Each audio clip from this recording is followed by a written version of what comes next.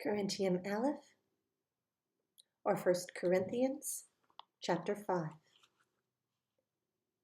It's commonly reported that there is whoring among you, and such whoring as is not even named among the nations, so as one to have his father's wife. And you have been puffed up, and did not rather mourn, so that he who has done this deed be removed from among you.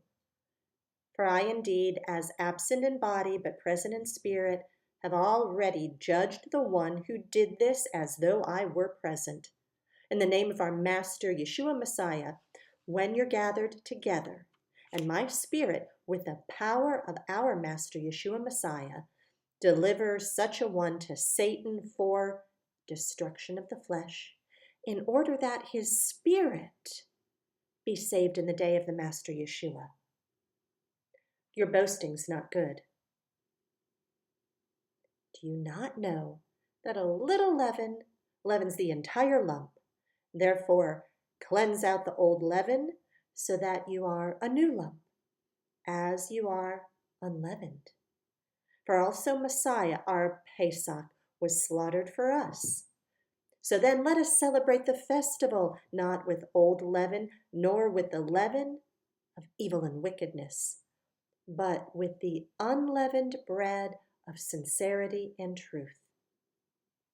I wrote to you in my letter not to keep company with those who whore, and I certainly did not mean with those of this world who whore, or with the greedy of gain, or swindlers, or idolaters, since then you would need to go out of the world. But now I've written to you not to keep company with anyone called a brother, if he is one who whores, or greedy of gain, or an idolater, or a reviler, or a drunkard, or a swindler, not even to eat with such a one. For what do I have to do with judging outsiders? Do you not judge those who are inside? But Elohim judges those who are outside. And put away the wicked one from among you. Chapter 6. Should any of you, holding a matter against another, go to be judged before the unrighteous, and not before the set-apart ones? Do you not know that the set-apart ones shall judge the world? And if the world is judged by you, are you unworthy to judge the smallest matters? Do you not know that we shall judge messengers? How much more matters of this life?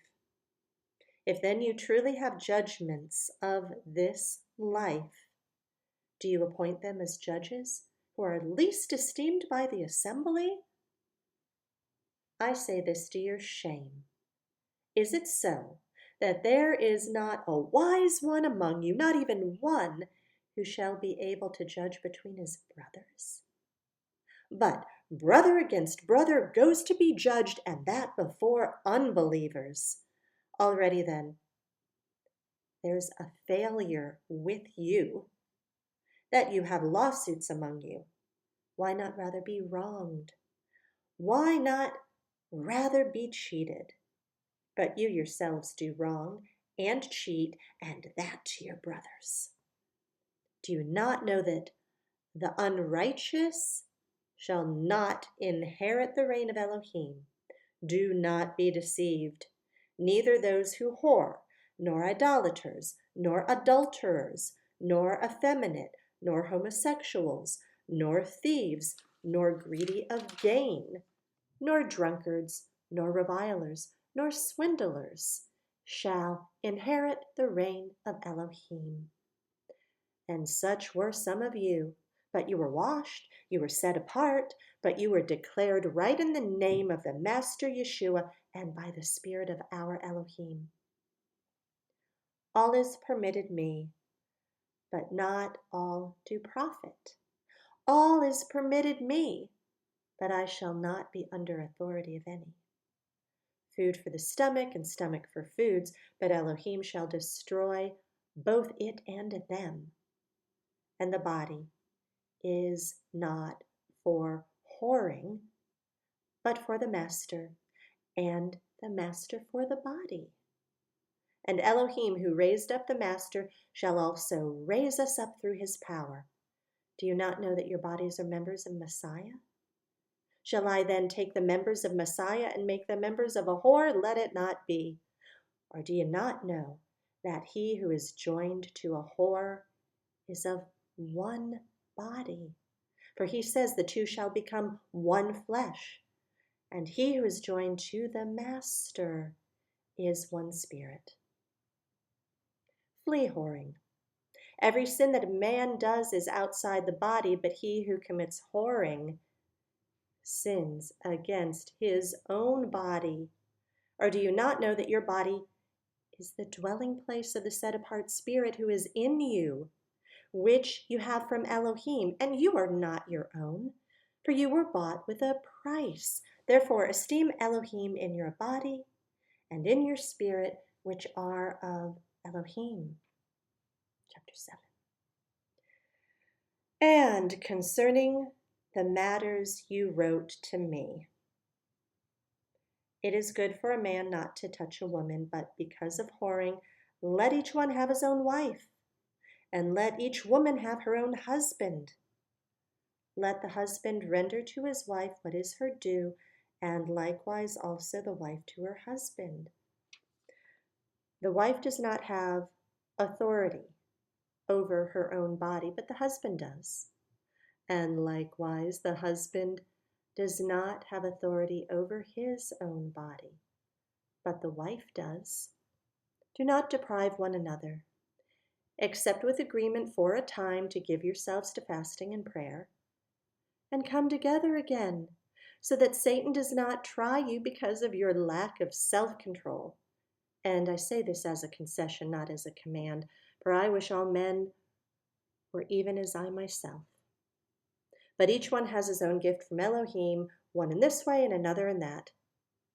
And I say to the unmarried and to the widows, it's good for them if they remain even as I am, but if they do not have self-control, let them marry. For it's better to marry than to burn. And to the married I command, not I, but the master, a wife should not separate from a husband. But if she is indeed separated, let her remain unmarried or be restored to favor with her husband. And let a husband not send away his wife. And to the rest I say, not the master, if any brother has an unbelieving wife, and she thinks well to live with him, let him not send her away. And a woman who has an unbelieving husband, and he thinks it well to live with her, let her not send him away. For the unbelieving husband has been set apart in the wife, and the unbelieving wife has been set apart in the husband. Otherwise your children would be unclean, but now they are set apart. And if the unbelieving one separates, let him separate himself. A brother or a sister has not been enslaved in such matters, but Elohim has called us to peace. For how do you know, O wife, whether you shall save your husband? Or how do you know, O husband, whether you shall save your wife? Only as Elohim has distributed to each one, as the master has called each one, so let him walk. And so I order in all the assemblies. Was anyone called while circumcised? Let him not become uncircumcised. Was anyone called while uncircumcised? Let him not be circumcised. The circumcision is not, and the uncircumcision is not. But the guarding of the commands of Elohim does matter. Let each one remain in the same calling in which he was called. Were you called while a slave? It matters not to you, but if you're able to become free too, rather use it. For he who is called in the master while a slave is the master's freedman. Likewise, he who is called while free is a slave of Messiah. You were bought with a price. Do not become slaves of men. Brothers, let each one remain with Elohim in that calling in which he was called.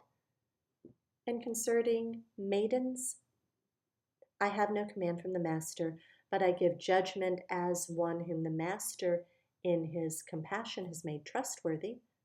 I think then that this is good because of the present necessity, that it is good for a man to remain as he is. Are you bound to a wife? Do not seek to be loosed. Are you loosed from a wife? Do not seek a wife.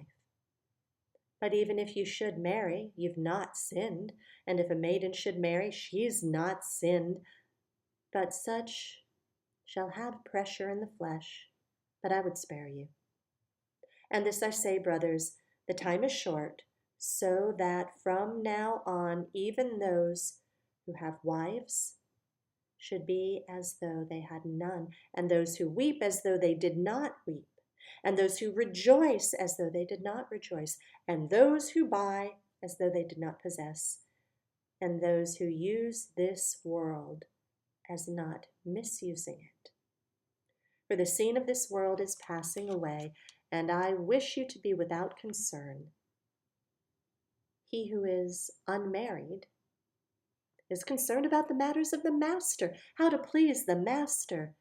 But he who is married is concerned about the matters of the world, how to please his wife.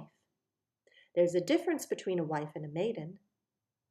The unmarried woman is concerned about the matters of the master, that she might be set apart both in body and in spirit. But she who is married is concerned about the matters of the world, how to please her husband. And I say this for your own good, not to put a restraint on you, but for what is proper, and to attend to the master without distraction. And if anyone thinks he is behaving improperly toward his maiden, if she's past the flower of her youth, and so it should be, let him do what he desires. He does not sin, let them marry. But he who stands steadfast in his heart, having no necessity, and has authority over his own desire, and has so decided in his heart to guard his own maiden, does well. So then, he who gives her in marriage does well, but he who does not give her in marriage does better. A wife is bound by Torah as long as her husband lives, and if her husband dies, she's free to be married to whom she desires, only in the master. But she's better off if she remains as she is, according to my opinion. And I think I also have the spirit of Elohim. Chapter 8. And concerning food offered to idols, we know that we all have knowledge. Knowledge puffs up, but love builds up. If anyone thinks that he knows somewhat, he does not yet know as he should know. But if anyone loves Elohim, this one is known by him.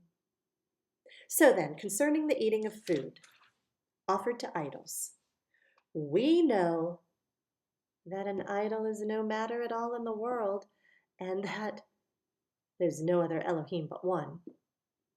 For even if there are so-called mighty ones, whether in heaven or on earth, as there are many mighty ones and many masters, for us there is one Elohim, the Father, from whom all came and for whom we live, and one Master, Yeshua Messiah, through whom all came, and through whom we live. However, not all have this knowledge, but some, being aware of the idol until now,